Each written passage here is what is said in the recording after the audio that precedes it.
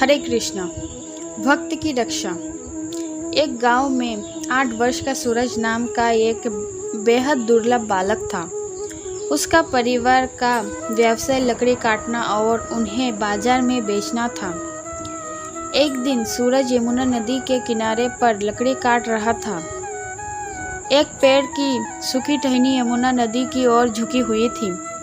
सूरज की खास बात यह थी कि वह कभी भी हरी भरी टहनी को नहीं काटता था।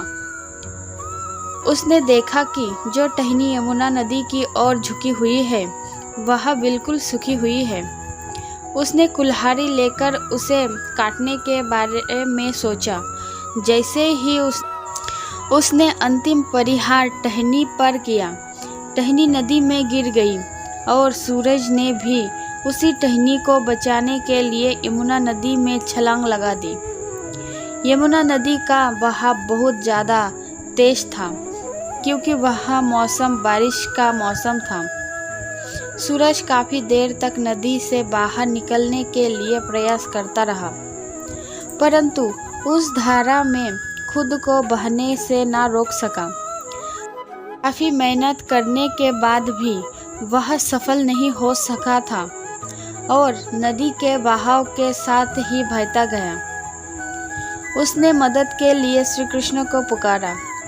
उससे पहले अपने लिए निजी हितों के लिए कभी भी श्री कृष्ण को याद नहीं किया था।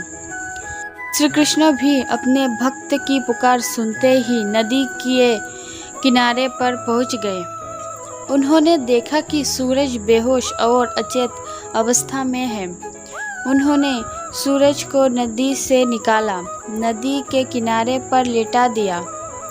सूरज की आंखें बंद थीं, परंतु उसको एहसास हो रहा था कि किसी ने उसे बीच नदी से बाहर निकाला है और उसकी देखरेख कर रहा है। जैसे सूरज की नींद टूटी, उसने देखा उसके आसपास कोई भी नहीं है, परंतु वहाँ पर एक मोर पंख पड़ा था। इस मोर पंख को देखकर वह समझ गया कि उसके प्रभु श्री कृष्ण ने ही उसे बचाया था। राधे राधे।